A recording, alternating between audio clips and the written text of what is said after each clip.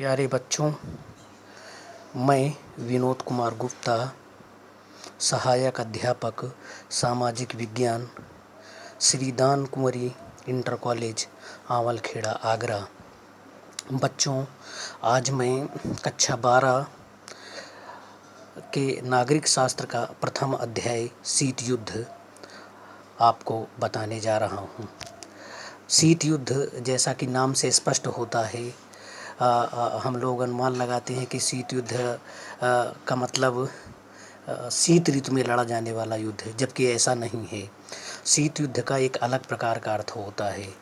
शीत युद्ध के अर्थ की यदि हम बात करें तो शीत युद्ध का अर्थ एक ऐसी स्थिति से है जिसमें राष्ट्रों व उनके गुटों के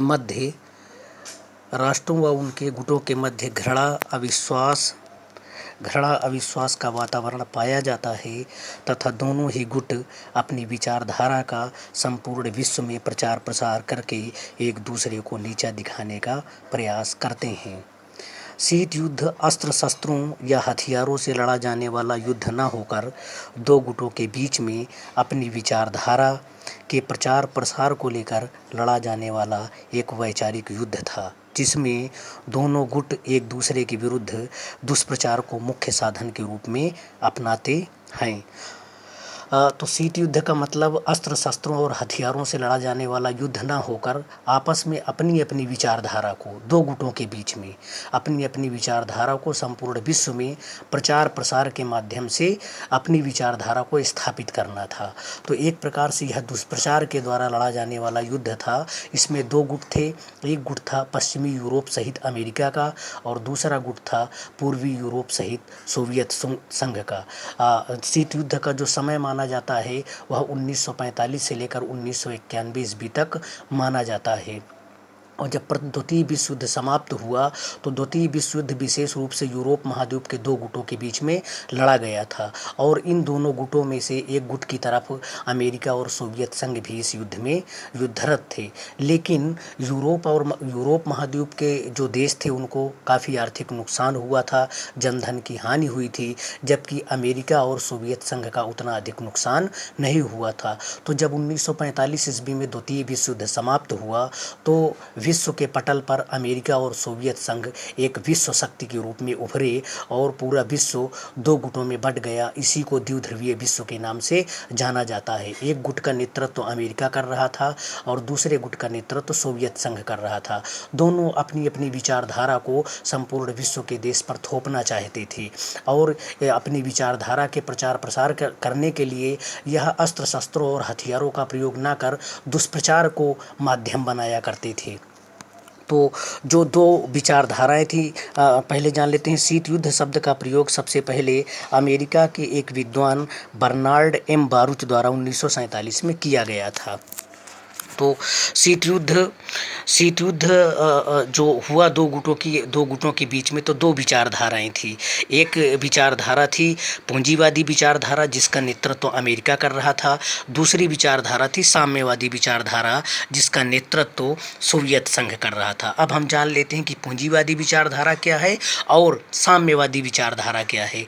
तो पूंजीवादी विचारधारा निजी संपत्ति को राज्य के नियंत्रण से मुक्त रखने का समर्थन करती है, अर्थात अर्थव्यवस्था पर राज्य का नियंत्रण नहीं के बराबर होता है। इस विचारधारा में संपूर्ण वस्तुओं और सेवाओं का मूल्य बाजार के हिसाब से निर्धारित होता है। सभी नागरिकों को संपत्ति का असीमित अधिकार होता है। जो जितनी संपत्ति रखना चाहे अपनी योग्यता के अनुसार कमा सकता है और रख सकता है। और इसमें जो वस्तुएं और सेवाएं होती थी उनका जो मूल्य निर्धारित होता था वो बाजार के अकॉर्डिंग निर्धारित होता था। राज्य उनको निर्धारित नहीं करता था। राज्य का कोई हस्तक्षेप नहीं था। सभी नागरिकों को संपत्ति का असीमित अधिकार होता है। अर्थात हम यह कह सकते हैं कि पूंजीवादी विचारधारा एडम स्मिथ महोदय के हस्तक्षेप की नीति पर आधारित होती है। आज हम देखते हैं कि विश्व के अधिकांश देशों में पूंजीवादी विचारधारा ही प्रचलित है। आज़ादी के बाद जब 15 अगस्त 1947 को हमारा देश आज़ाद हुआ तो आज़ादी के बाद हमने मिश्रित अर्थव्यवस्था को अपनाया, पूंजीवादी विचारधारा और साम्यवादी विचारधारा दोनों को। लेकिन 1991 ईस्वी के बाद हमारे देश में उदारवादी विचारधारा अर्थात पूंजीवादी विचारधारा को एडॉप्ट कर लिया गया है और वर्तमान समय में हमारा देश जो है वह पूंजीवादी विचारधारा के मार्ग पर चल रहा है। दूसरी विचारधारा है साम्यवादी विचारधारा। साम्यवादी विचारधारा का जो नेतृत्व है वो सोवियत संघ करता है। तो यह विचारधारा निजी संपत्ति को, ये साम्यवादी जो विचारधारा है पूंजीवादी विचारधारा के एकदम अपोजिट है, एकदम विपरीत है। तो यह विचारधारा जो पूंजीवादी विचारधारा है, पूंजीवादी विचारधारा निजी संपत्ति को राज्य के नियंत्रण में लाने का समर्थन करती है, अर्थात उत्पादन और वितरण के सभी साधनों पर राज्य का नियंत्रण होता है। निजी संपत्ति का अधिकार सीमित होता है, इसमें आर्थिक प्रतियोगिता नहीं के बराबर होती है। क्यों नहीं के बराबर होती है? क्योंकि सब कुछ राज्य के नियंत्रण में होता है और वस्तुओं का जो मूल्य होता है, उत्पादन और वितरण होता है, वह सब राज्य के द्वारा निर्धारित किया जाता है। एक प्रकार से यह बंद अर्थव्यवस्था होती है, जबकि पूंजीवादी अर्थव्यवस्था खुली अर्थव्यवस्था होती है। तो इसमें आर्थिक प्रतियोगिता नहीं के बराबर होती है, संपूर्ण वस्तुएं एवं सेवाओं का मूल्य राज्य द्वारा निर्धारित किया जाता है। वर्तमान समय में विश्व में यदि हम देखें तो चीन, क्यूबा और उत्तर कोरिया में आज भी साम्यवादी विचारधारा है। जो साम्यवादी विचारधारा होती है ये एक प्रकार से बंद विचारधारा होती है। इसमें लोगों को स्वतंत्रताएं उतनी नहीं होती हैं जितनी कि पूंजीवादी विचारधारा में होती है, क्योंकि पूंजीवादी विचारधारा लोकतंत्र को मानती है, जबकि जो साम्यवादी विचारधारा है वो एक दलीय शासन प्रणाली में व्यवस्था रखती है, एक दलीय शासन प्रणाली में अपना विश्वास प्रकट करती है। तो बच्चों हम जाने आज शीत युद्ध के बारे में कि शीत युद्ध क्या है। शीत युद्ध यदि हम संक्षेप में कहें तो शीत युद्ध अमेरिका और सोवियत संघ, ये जो देश थे, इन देशों की दो विचारधाराओं के बीच में लड़ा जाने वाला एक वैचारिक युद्ध था। विचारधाराओं के प्रचार प्रसार को लेकर लड़ा जाने वाला एक युद्ध था। इसमें अस्त्र शस्त्रों और हथियारों का कोई योगदान नहीं था। तो आज हम शीत युद्ध के बारे में जाने। अगली क्लास में हम जानेंगे कि शीत युद्ध की उत्पत्ति के क्या कारण थे, किस कारण से शीत युद्ध लड़ा गया अमेरिका और सोवियत संघ के बीच में।